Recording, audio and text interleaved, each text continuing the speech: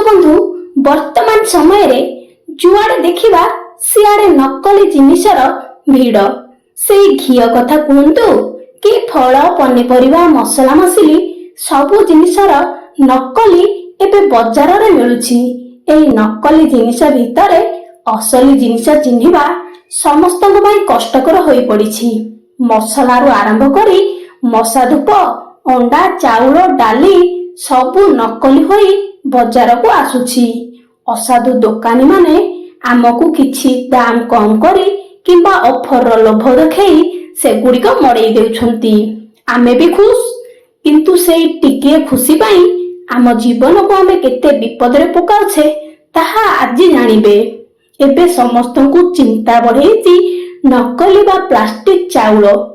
चाउल अधिकांश लोकों पाई नीतिदिनिया और मुख्य खाद्य सामग्री होइथिबा बेले बजार प्लास्टिक चाउल मिलिबा कथा समस्तंकु चिंतित करिछि।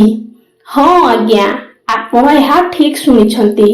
प्लास्टिक चाउल कथा सुनी आपण भी चिंतित होउथिबे। एबे चीन रो प्लास्टिक चाउल भारत बजार रे घुरी बुलुछि। यह ओडिशा बजार रे मध्य एक स्वतंत्र स्थान तयारी करछि। एहाकु आपण कि आमे खाई नाही बोली मना भी करि परिबानी। हुएता आम भितरु 3 भाग लोक ए चाउल केबे न केबे खाई सारिथिबे।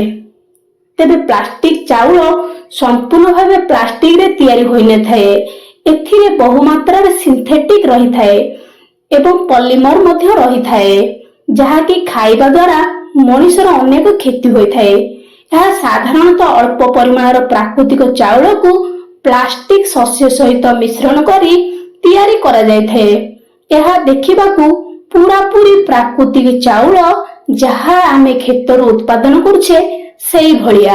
यार अनुभव मध्य सेई प्राकृतिक चाउल भली, किंतु आपण स्वास्थ्य पई यह संपूर्ण क्षतिकारक।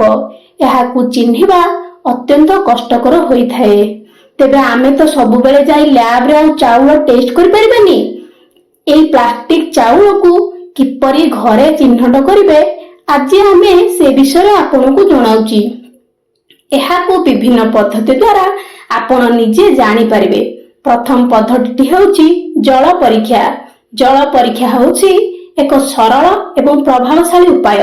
एहा प्लास्टिक ना सत चाउल संगे संगे एही परीक्षारू जणा पड़ी जाय थाए।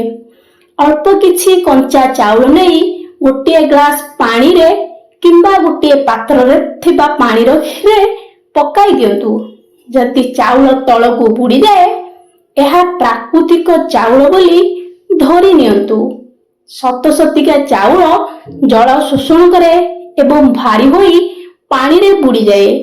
जति चाउल पानी उपरे भासुछि तेबे एहा प्लास्टिक चाउल बोली जानी नियंतु, कारण प्लास्टिक चाउलर कम घनत्व होई थाए, तेणु यह पानी रे भासी थाए।